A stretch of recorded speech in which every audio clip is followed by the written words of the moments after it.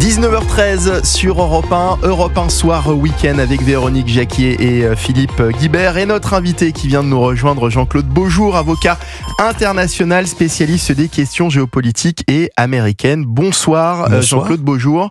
Merci d'être avec nous. Merci d'avoir accepté notre invitation. On va revenir bien sûr sur ce qui s'est passé hier soir à la Maison-Blanche, cette passe d'armes totalement surréaliste entre Donald Trump et Volodymyr Zelensky, totalement presque inédite, on peut même utiliser ce mot. Le président américain a haussé le ton hier face à son homologue ukrainien qui a écourté sa visite dans le pays. Donald Trump a menacé de laisser tomber l'Ukraine si Volodymyr Zelensky ne concluait pas un accord avec la Russie. Je vous propose, avant d'ouvrir le débat, d'écouter un extrait de cet échange pour le moins tendu. Pendant une guerre, tout le monde a des problèmes. Même vous. Vous avez de bons océans, vous ne le sentez pas maintenant, mais vous le sentirez dans le futur. Dieu préserve. Non. Dieu Vous ne préserve. savez pas. Ne nous dites pas comment on se sentira. On essaie de résoudre un problème parce que vous n'êtes pas en mesure de dicter cela. Vous n'êtes pas en mesure de dicter comment on se sentira. On se sentira très bien. On se sentira très bien et très fort. Vous n'êtes pas en ce moment dans une très bonne position. Vous vous êtes autorisé à être dans cette mauvaise position. Vous n'êtes pas dans une bonne position. Vous n'avez pas les cartes en main maintenant. Avec nous, vous aurez les cartes, mais maintenant, vous ne les avez pas. Vous jouez les cartes, vous pariez sur des millions de vies de personnes. Vous pariez sur une troisième guerre mondiale. Eh ben dis donc, c'était tendu. C'était pas très diplomate tout ça. Oui, c'est inédit parce que tout d'abord à ce niveau de relation, lorsque deux chefs d'État se rencontrent pour pouvoir signer un accord ou signer un accord qui est plus ou moins déjà ficelé, les équipes se sont rencontrées, les documents sont prêts, et puis lorsqu'on gère un conflit, en général, ce type de réunion ne se fait pas devant la presse, et surtout c'est une première réunion, quand on gère un conflit, évidemment, les parties peuvent effectivement lâcher la colère, la haine, les récriminations, etc. Mais à ce niveau, lorsque le président des États-Unis rencontre un autre chef d'État et qu'on est censé signer un accord, tout cela aurait dû être purgé. Donc c'est vrai qu'on était consterné, c'était sidérant. Jean-Claude Beaujour, cette rencontre semblait pourtant ouvrir la voie à des discussions entre les deux hommes. Pourquoi est-ce que ça a dérapé? Alors vous avez dit que normalement ces discussions ne se font pas en général devant la presse. Devant la presse, oui. Est-ce qu'il y avait une manœuvre de la part de Donald Trump finalement de vouloir montrer finalement que c'est lui le chef? Alors tout d'abord, je pense que personne ne peut vous répondre de manière certaine. Une chose est vraie, c'est que le président Macron et le Premier ministre britannique avaient déjà en principe déblayé le terrain, donc ces sujets ne devait pas revenir sur la table. Alors, précise que Volodymyr Zelensky a rencontré donc cet après-midi Keir Starmer, le Premier ministre britannique. Et évidemment, l'ambiance était totalement différente, puisqu'il lui a répété à plusieurs reprises qu'il était cette fois-ci le bienvenu. Alors, ce qu'il faut bien comprendre, c'est que Donald Trump, dans sa tête, voyait venir Zelensky pour pouvoir signer cet accord sur les terres rares. Une chose est certaine, si vous reprenez les échanges entre Emmanuel Macron et le Premier ministre britannique d'un côté et Donald Trump, l'un et l'autre ont redit qu'ils voulaient d'une paix durable, ce qui voulait dire derrière la sécurité assurée de manière continue et durable vis-à-vis de l'Ukraine. Or là-dessus, Donald Trump n'a jamais répondu concrètement. Et c'est là-dessus que ça a chopé, c'est-à-dire que Zelensky, le président ukrainien, n'a eu cesse de répéter à Donald Trump, mais vous ne me garantissez rien finalement. Voilà, et là ça a vraiment achoppé. J'ajoute, est-ce que c'était prévu, en tout cas, ce type de dérapage est toujours prévisible. De mon point de vue, le président ukrainien n'aurait pas dû être tout seul parce que finalement, il était le seul à prendre les balles alors que Donald Trump était aussi avec son vice-président.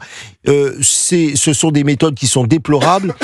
Mais ça n'est pas surprenant de la part de Donald Trump. En tout cas, on pouvait à tout moment, les choses peuvent déraper avec Donald Trump. Il faut surtout pas céder à je dirais pas à la tentation, mais aux provocations. Je dirais que plus à des provocations, parce que c'est vrai qu'il a été extrêmement sévère en lui disant depuis, on vous a donné beaucoup d'argent, ce que vous avez fait avec, vous n'avez pas, c'était humiliant. Ouais, c'était. Vous dites que c'était humiliant. Après, J.D. Vance, qui est le vice-président américain, a dit qu'il pouvait revenir quand il sera vraiment prêt à faire la paix. Et dans son message, le président Zelensky, qui, on le voit ces dernières heures, a tenté de désamorcer, s'est excusé.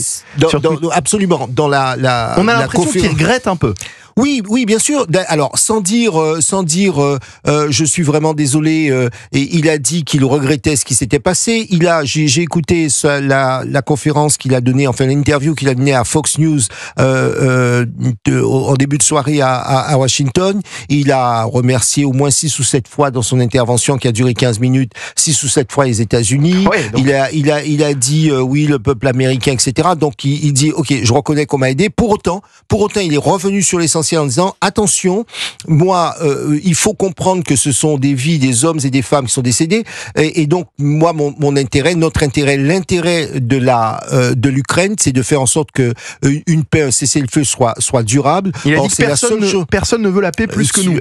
Absolument. Et de ce point de vue, il n'a pas tort parce que ce sont des milliers d'hommes et femmes qui ne veut pas la paix à n'importe quel prix. C'est ce qu'il a dit. C'est ce qu'il a dit à Donald Trump. Il explique qu'il ne veut pas d'une paix qui ne serait une fausse paix, qui serait juste une sorte de on suspend quelques jours et puis on repart après, parce qu'il expliquait que depuis 2014, c'est un peu ce qui s'est passé. C'est cela qu'il dit en substance. Donc sur la forme, il y a peut-être eu des loupés parce que, à mon avis, il s'est laissé emballer lors de sa réunion dans le bureau Oval. Sur le fond, ce qu'il dit n'est ni plus ni moins que ce qu'ont dit le Premier ministre et le président Macron, le Premier ministre anglais, ce qu'il a répété, et c'est là qu'il y a peut-être un hiatus avec les États-Unis qui veulent pas aller plus loin.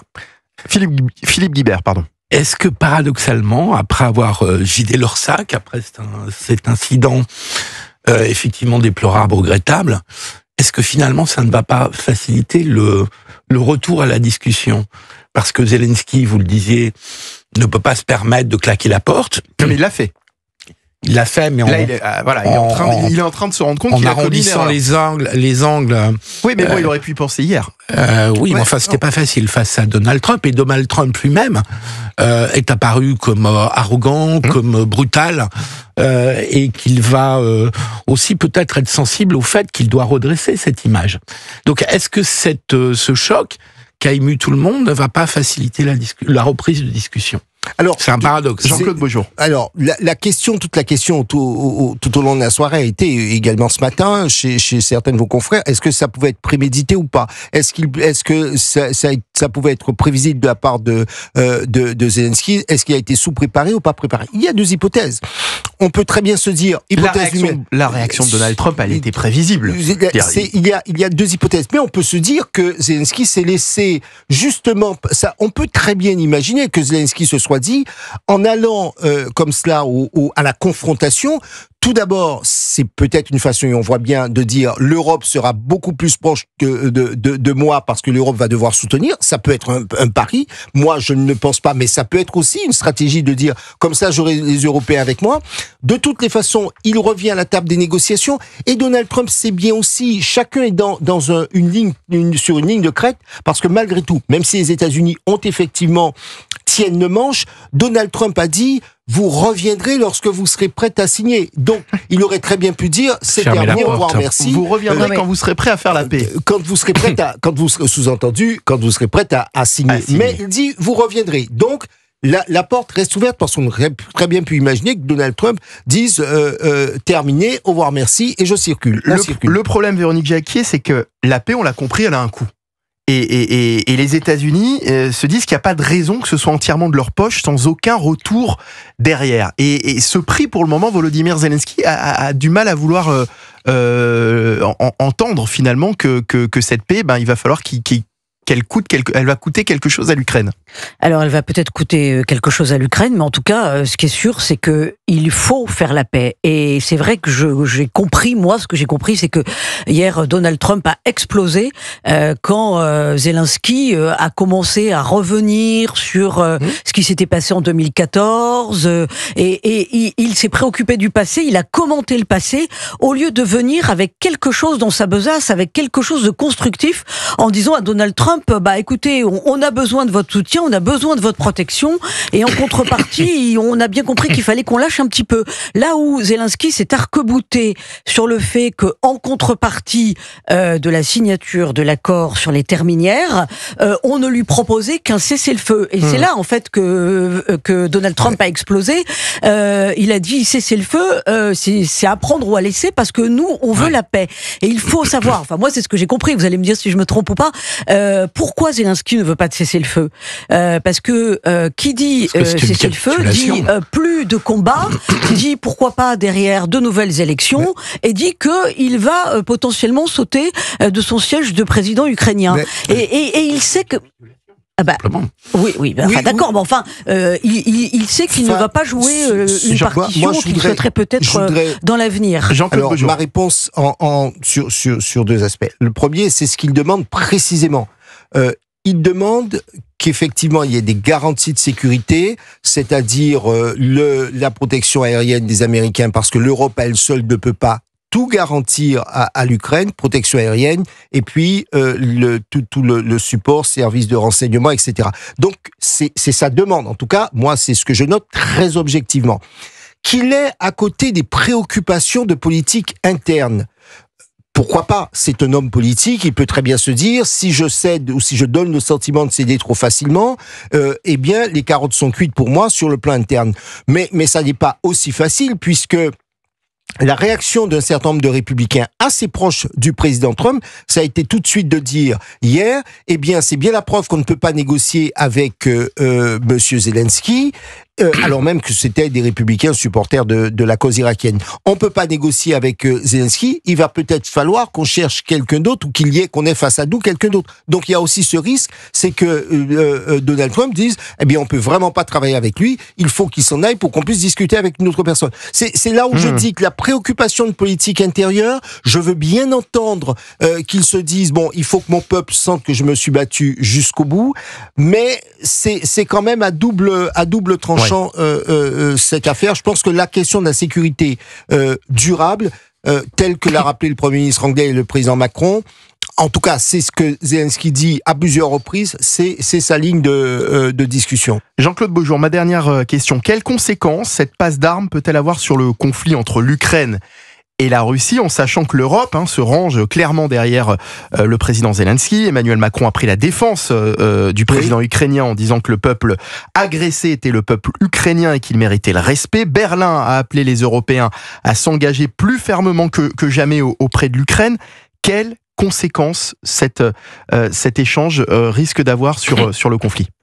Écoutez, moi, je pense qu'il faut avant tout se demander comment vont se positionner les différents acteurs en fonction de leurs intérêts. Les Américains sont dans une reprise de discussion avec les Russes. Dans le même temps, les Américains n'ont pas non plus envie de voir partir les terres rares en Ukraine. Donald Trump a dit qu'il allait régler ce conflit, il allait obtenir la paix en un jour, puis en 100 jours, ou tout ce qu'on veut. Donc il tient la paix, ne serait-ce que parce qu'il est aussi dans une communication avec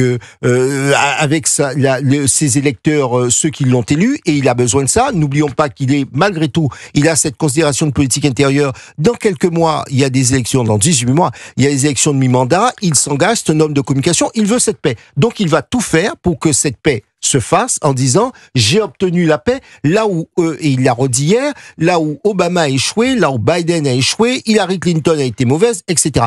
Dans le même temps, dernier élément, attention, même si on me dit oui, mais alors les Américains sont plus nos alliés, etc. L'Europe représente quand même 450 millions. Nous vendons les États-Unis vendent des armes à l'Europe dans le cadre de l'OTAN. Donc il y a un subtil jeu, mais malgré tout, il y a un équilibre à trouver et à chercher. Merci beaucoup Jean-Claude Beaujour d'avoir été avec nous, avocat international, spécialiste des questions géopolitiques et américaines. Merci d'avoir été avec nous dans Europe 1 Soir Week-end. On va parler du trafic de drogue dans un instant, le trafic de drogue en Isère, avec des prospectus reçus par les habitants dans leur boîte aux lettres, des prospectus qui ne faisaient pas la promotion d'un nouveau livreur de pizza ou de sushi, mais de drogue et de cigarettes de contrebande. On en parle dans un instant dans Europe 1 Soir Week-end. À suivre aussi le journal permanent de Brandon Warrett. À tout de suite sur Europe 1.